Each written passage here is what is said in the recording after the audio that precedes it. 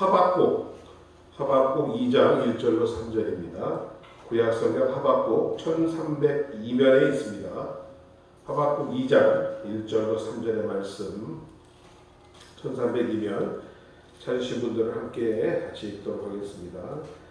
내가 내 파수하는 곳에 서며 성로에 서리라. 그가 내게 무엇이라 말씀하시는지 기다리고 바라보며 나의 질문에 대하여 어떻게 대답하시는지 보리라. 그리하였더니 여호와께서 내게 대답하여 가라사대 너는 이 묵시를 기록하여 판에 명백히 새기되 달려가면서도 읽을 수 있게 하라.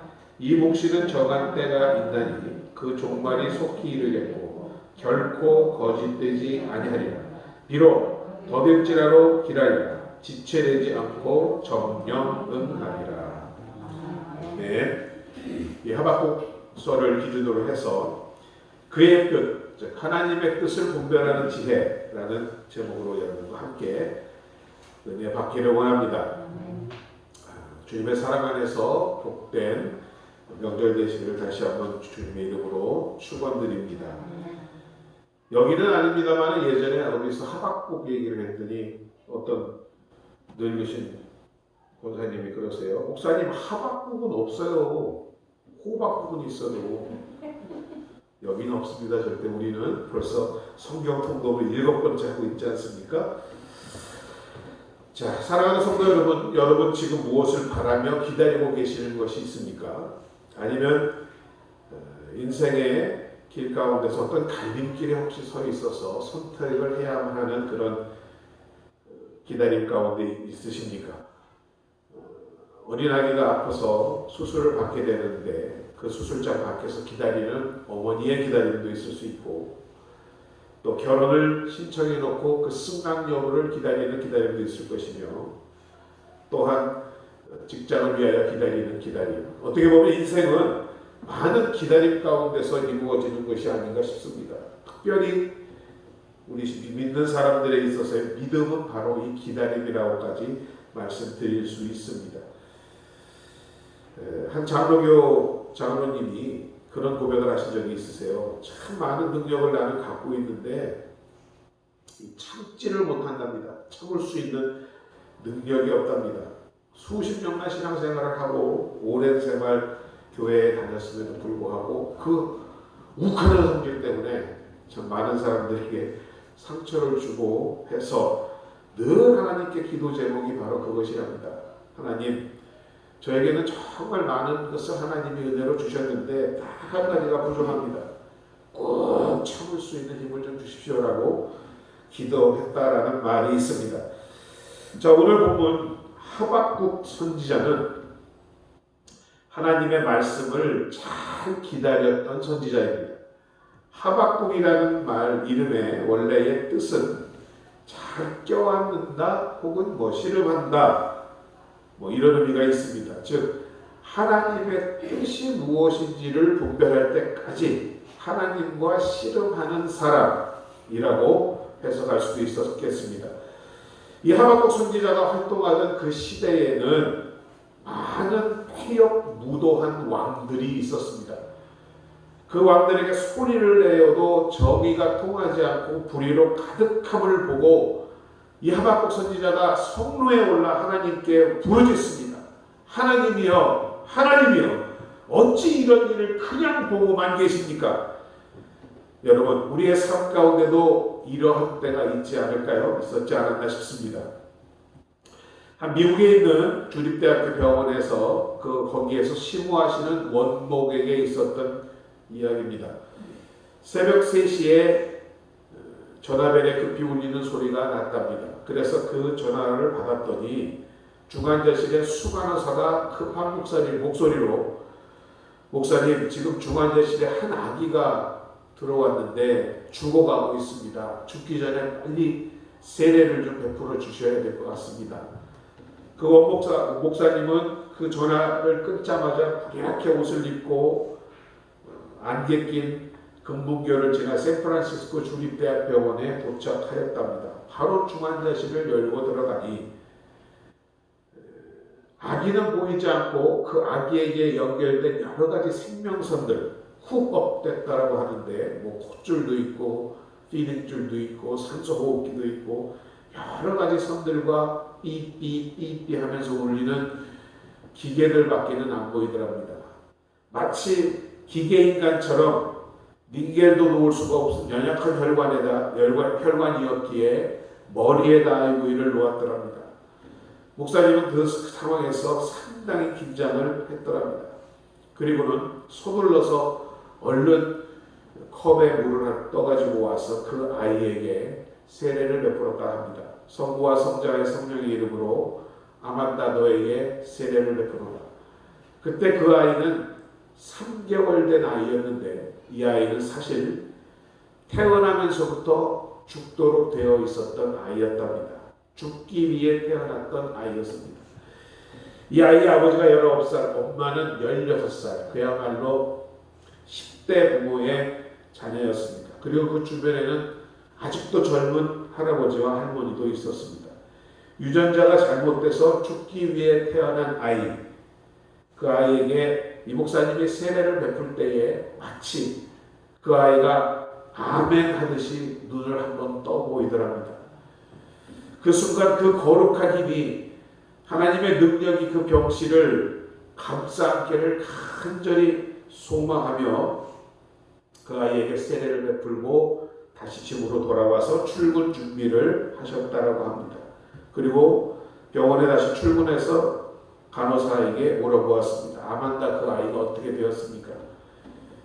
그러자 그 각수 간호사의 말은 목사님 세례를 베풀고 돌아가시자마자 그 아이가 하늘나라로 갔습니다.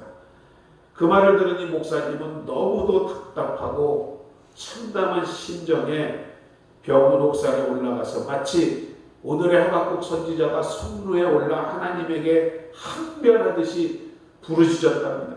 하나님, 세상에 어찌 이런 일이 있을 수가 있습니까?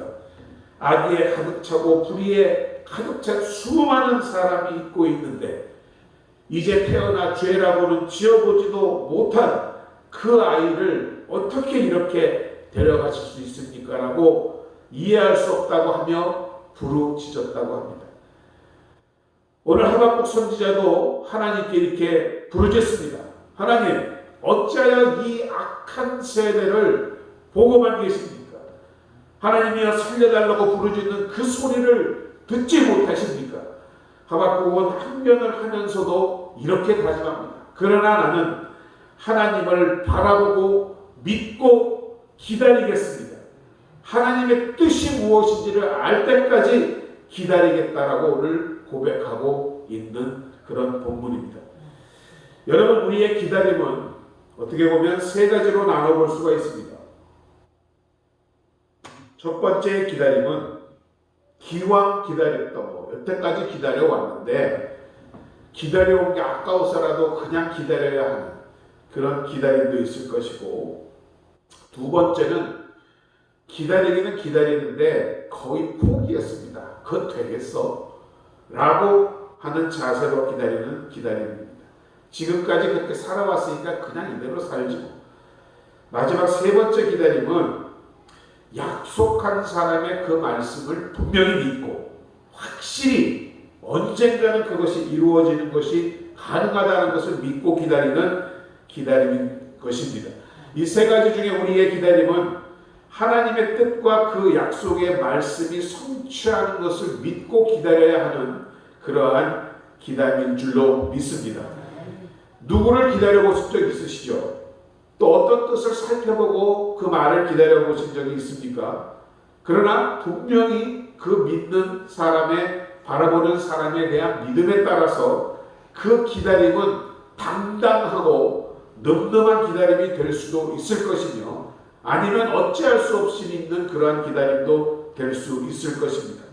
하나님은 오늘 음성을 들려주셨습니다. 3절에서 말씀하셨죠. 내가 본 일은 때가 되면 반드시 이루어질 것이다. 그 끝날은 반드시 찾아온다. 쉬 오지 않더라도 분명히 올 것이다. 기다려라.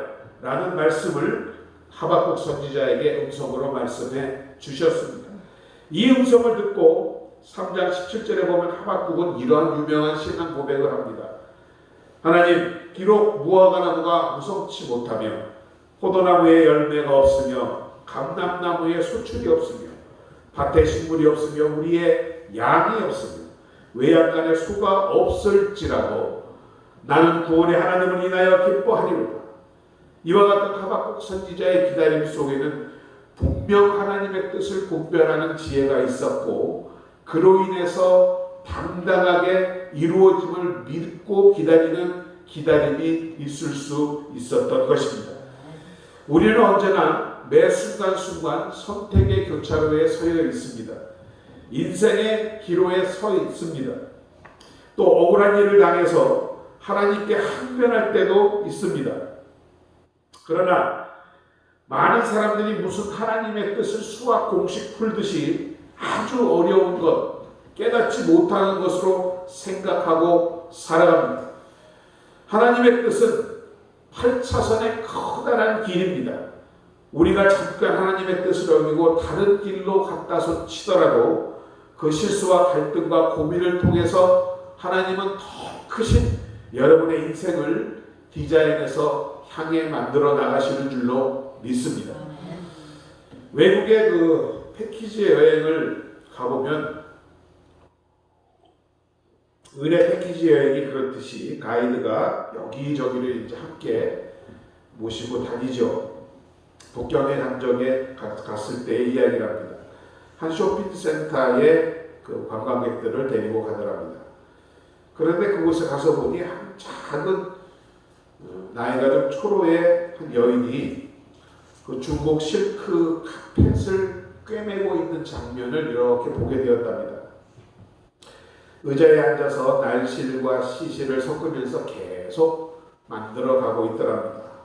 그런데 보면 어지러워 보이는데 의외로 그때는 잘 몰랐는데 한실 한실 그걸 엮으면서 가다 보면 그림이 드러나게 되더랍니다.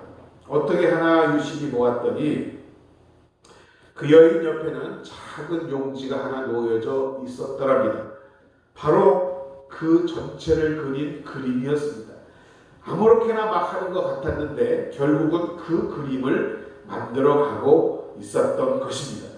지금은 도저히 보이지도 않고 이해도 되지 못하는 그런 기다림이라 할지라도 하나님은 이렇게 여러분의 인생을 태어나기 전부터 택하셨고 디자인하시고 지금 만들어 나가고 계시는 줄로 믿습니다. 한 청년이 이런 말을 한 적이 있습니다. 목사님, 하나님이 좀 이렇게 말씀드리면 그렇습니다만 쫀쫀하신 것 같습니다. 왜 그러냐 그랬더니 이왕 기도하고 알려주시려면 좀 시원시원하게 통 크게 좀 알려주시지 조금 그것도 알듯말듯 그렇게 보여주시고 말고 참 쫀쫀하신 것 같습니다. 한 1년 아니 10년 계획을 쭉 이렇게 알려주시면 얼마나 기도에도 힘을 얻고 신앙생활이 신이 나겠습니까? 하나님이 좀 시원하게 보여주셨으면 좋겠습니다라고 말하는 청년이 있었습니다. 저나 여러분도 크게 다르지 않은 생각이라고 생각이 듭니다. 희망의 신학이라는 그 논리를 주장했던 위르겐 몰트만이라는 신학자가 있습니다. 그분 책에서 하나님은 분할 성취를 하신다라고 말씀한 적이 있습니다. 한 번에 이루시는 것이 아니라 그때에 따라 단계에 따라서 단계 이루어 나가시는 하나님이라고 말을 한 적이 있습니다.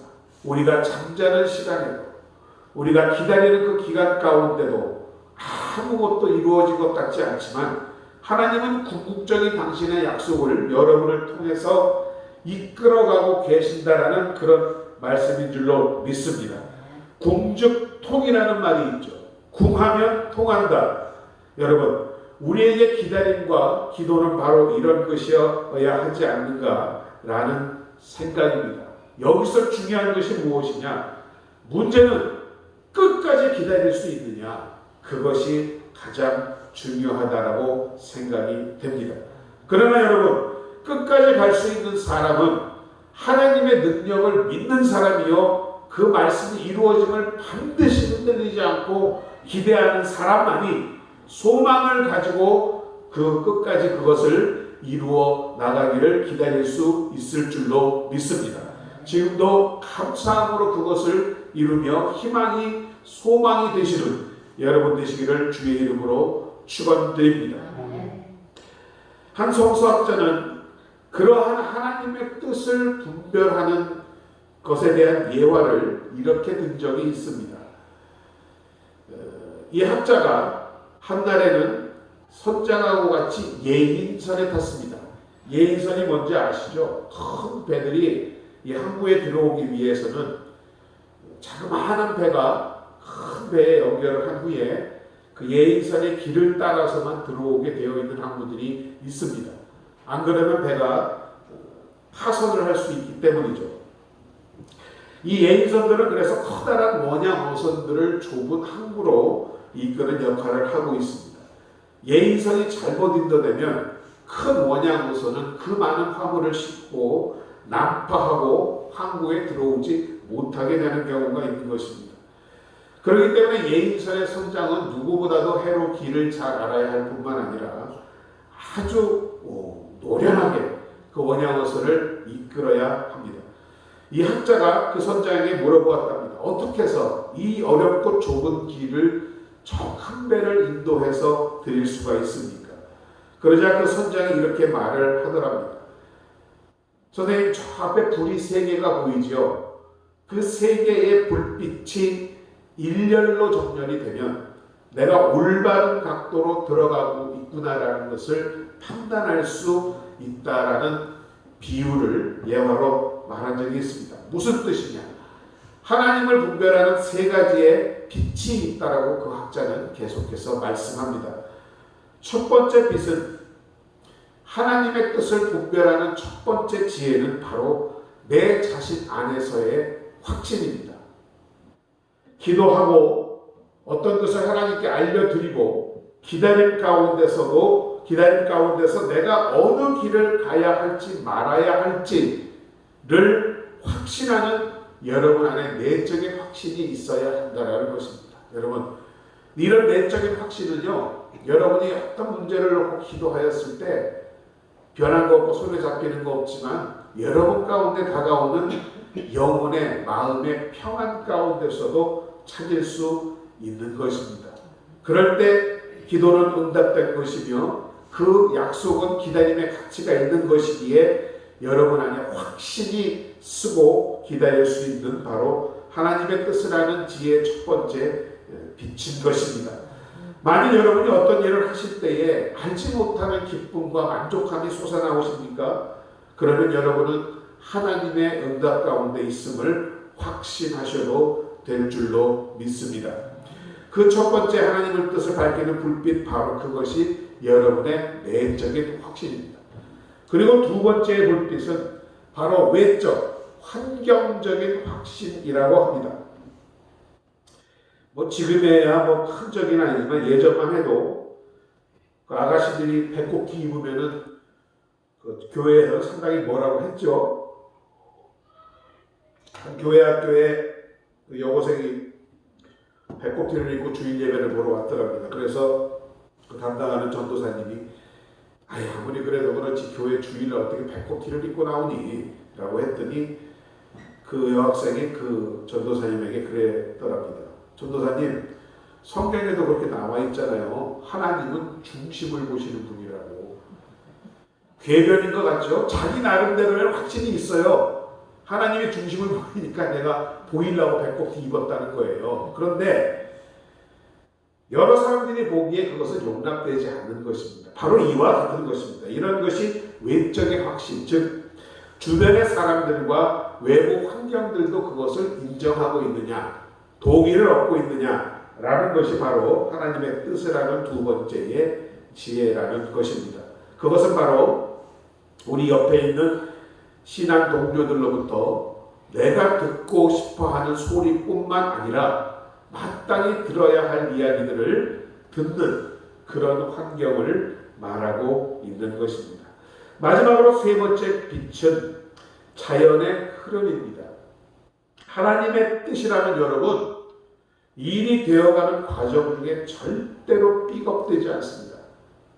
저도 짧지 않은 시간 여의도 순복음교회에서 사역을 했지만 어떤 일들을 기도하고 이루어진 것을 가만히 이렇게 돌아다 보면 정말 삐걱대지 않습니다. 하나님의 뜻인 것은 사람을 만나든 그때마다 그 시간마다 어떤 일이 이루어진 사건들이 다 하나를 위하여, 목표를 위하여 지향하고 있었음을 깨달을 수 있었습니다. 분명한 하나님의 뜻이라면 여러분, 모든 일이 순리대로 지어져 갑니다. 내 뜻이 사각형이라면 하나님의 뜻인 원형에다 내 사각형을 맞추려고 한다면 그것은 뜻이 아닙니다. 순조롭게 진행되는 그 순리 속에 바로 하나님의 뜻이 있는 것입니다. 우리가 기도하고 하나님의 뜻대로 살려달라고 하지만 가끔 문을 우리는 닫을 때가 있습니다. 그 닫는 자체도 여러분 하나님의 뜻임을 알아야 합니다. 닫으시면 다시 여실 분도 하나님이신 것을 깨달아야 할 줄로 믿습니다. 사랑하는 성도 여러분, 지금 간절히 무엇을 오랜 시간 기도하며 기다리고 계시는 것이 있습니까? 먼저 내면의 확신, 마음의 평안이 있는가를 살펴보시기 바랍니다. 그리고 주변에서의 모든 사람들의 말과 환경들이 순리대로 돌아가고 있는가를 다시 한번 비춰보시기 바랍니다.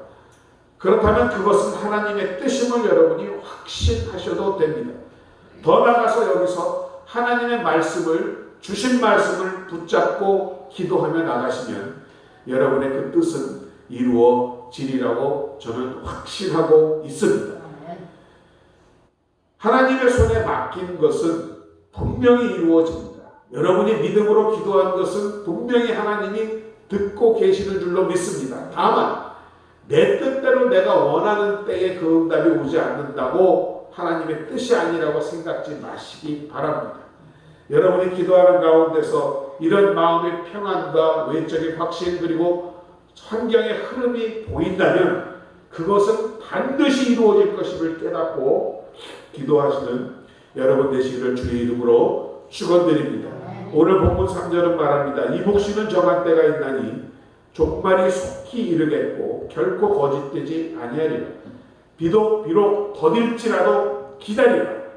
지체되지 않고 정령 응하리라고 분명히 말씀하고 있지 않습니까? 하나님의 말씀, 하나님의 약속은 하나님이 정한 때가 있고 그 때가 되면 반드시 그리고 속히 이루어진다라는 말씀인 줄로 믿습니다. 우리가 그것을 인내하며 기다릴 수 있는가 하는 것이 문제가 되는 것입니다. 마태복음 24장을 보면 만일 그 악한 종이 마음에 생각하기를 주인이 더디오리라 하여 동무들을 떼이며 술친구들로 더불어 먹고 마시게 되면 생각지 않은 날 알지 못하는 시간에 그 종의 주인이 이르러 어미 때리고 외식하는 자의 유래 처하리니 거기서 슬피 울며 이를 갈미 있으리라고 했다라는 비유가 있습니다. 정한 때가 있다라는 것은 그 묵시가 이루어질 시간이 하나님의 뜻 가운데 작정되었다라는 것입니다. 우리 인생은 그것을 정확히 알 수는 없습니다. 그러하기 때문에 그러한 하나님의 말씀을 붙들고 우리가 믿음으로 인내하며 기다려야 한다라는 것입니다. 이 종과 같이 아무리 열심히 신앙생활하고 잘 살았어도 끝까지 그 믿음을 지키지 못하면 그야말로 어느 때 주님이 오실지 알지 못하는 이때에 우리는 주님을 놓칠 수가 있는 것입니다. 그러하기에 우리는 항상 깨어 기도함으로 주의 말씀은 비록 더딜지라도 반드시 이루어짐을 믿고 그 믿음 가운데 소망을 갖는 여러분 되시기를 주의 이름으로 축원드립니다. 이 원문의 히브리 원문에는 속히라는 말은 비록 없다 할지라도 기다리라, 지체되지 않고 정령 응하리라. 즉 하나님의 때가 이르면 반드시 이루어진다라는 말씀인 줄로 믿습니다. 우리가 이와 같이 주님 안에서의 희망이 소망인 것은 희망은 이루어질 수도 이루어지지 않을 수도 있는 우연이지만 하나님 안에서의 소망은 반드시 이루어지는 것임을 우리는 오늘도 깨닫고 인내함으로 믿음으로 기도하며 기다림으로 하나님의 뜻이 여러분과 여러분의 가정과 자녀들 가운데 이루어지는 축복된 여러분의 삶이 되시기를 주의 이름으로 축원드립니다. 아버지 하나님 은혜와 사랑을 감사드립니다. 여러 가지 선택과 취사 선택의 앞에서 방황할 때도 있지만 분명한 하나님의 뜻을 가지고 말씀에 근거하여 복된 선택을 할 수 있는 우리 되게 하여 주옵소서. 그리하여 우리의 삶 가운데서 형통케 하시고 평안케 하시는 하나님의 축복이 하나님의 뜻에 정한 때에 따라 우리 안에 다가올 수 있는 귀한 하나님의 백성들 되게 하여 주옵소서. 오늘도 하나님의 선하시고 기뻐하시고 온전하신 뜻이 무엇인지를 분별하는 주의 백성들 되게 하여 주시고 그 뜻을 분별하고 순종함으로 하나님의 축복과 형통이 넘쳐나는 주의 백성들 되게 하여 주옵소서. 예수 그리스도의 이름으로 간절히 기도드리옵나이다. 아멘. 자, 우리 잠시 주신 말씀 생각하시면서 주님의 이름 한번 부르고 기도하도록 하겠습니다. 주여, 살아계신 아버지 하나님 은혜와 사랑을 감사드립니다. 오늘도 주의 살아계신 말씀 가운데 우리를 거하게 하시니 감사드립니다.